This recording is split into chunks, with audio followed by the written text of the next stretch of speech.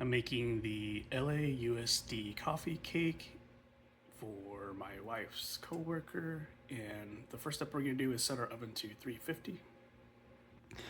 Next is I need a cup of buttermilk, but I used powdered buttermilk, so it's dehydrated, and you add water to it. So it takes 4 tablespoons of dehydrated buttermilk powder plus 1 cup of water, and we mix it.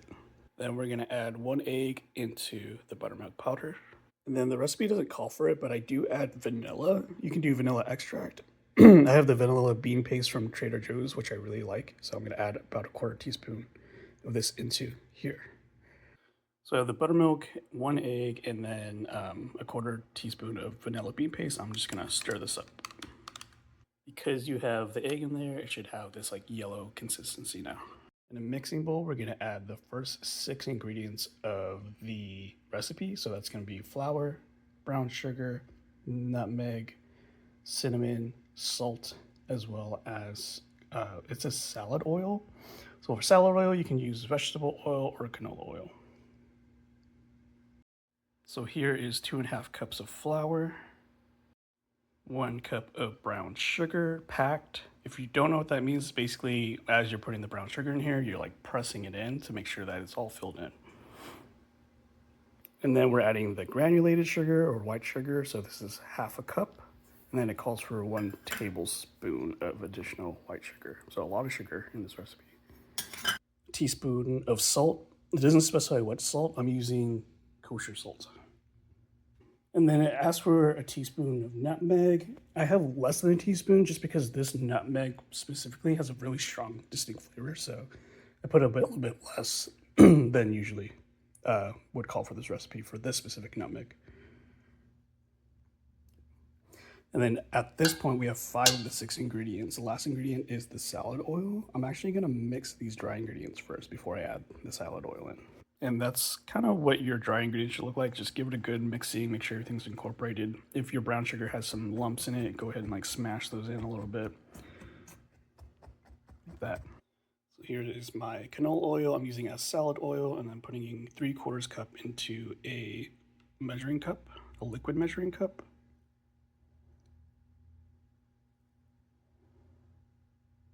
Cool. And then this is going into here. And then we're mixing that up.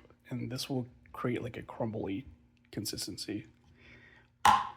So after mixing with the salad oil, it should look kind of like this, kind of like a topping crumble.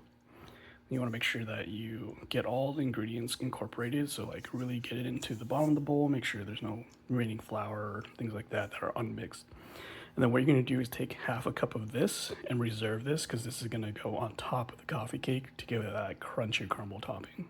So this is 1/2 cup of the crumble topping. I'm just gonna put this in a separate bowl. You don't need as big of a bowl, which is what I grabbed.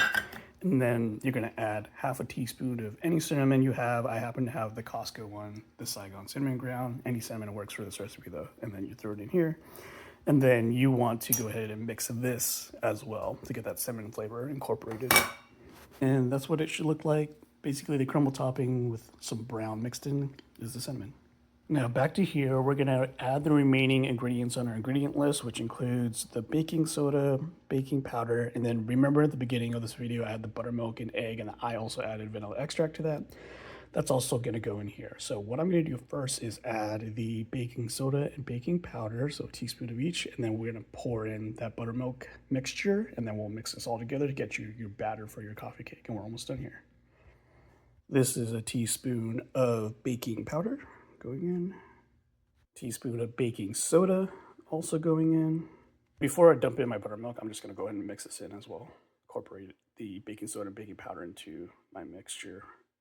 Okay, so I've dumped in the buttermilk, we've incorporated the baking soda, baking powder, and I'm actually gonna move from whisk to spatula at this point. It's gonna be a lot easier to get the batter out of this bowl into a pan, and also just for mixing purposes as well.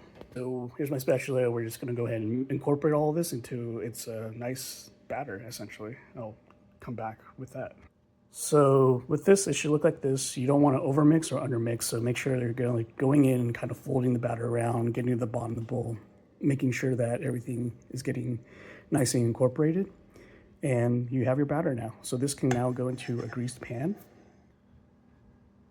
Here's a greased aluminum pan I have. It's that time of year when like aluminum disposable pans are really cheap right now or on sale. So if you have an opportunity to get those for parties and stuff, this is a great time of year to get them. Okay, so go ahead and put all your batter into your pan. The recipe calls for a 9x13 pan. It's not a 9x13 pan, but that's okay. We're gonna take remember the crumble that we made and put aside? That's not gonna go on top of this. This is the crumble after putting it on top. Go ahead and press it in. It should feel like wet sand, so just make sure you have an even distribution on your cake. And then what I do is I put this on a baking sheet so it's easy for me to get out. Just aluminum pan itself. I know you can see that there's a plastic top on here. That's not going in the oven, do not do that. But as long as your oven is preheated to 350, we're gonna put it in the oven. Your oven timing will be different, so try to follow the recipe, but also check on it. I think I usually put these in from anywhere from like 25 to 30 minutes. All right, so after about 30, I actually had this probably 30 to 35 minutes this time, and my house smells like coffee cake, and so should yours if you followed along on this recipe. So let me know how you like it. I get a lot of people asking me to make this recipe for them because they grew up eating this. People who went to the LA school districts. It's a great nostalgia cake and it's easy to make. So try it out for yourself. It's really good with some coffee.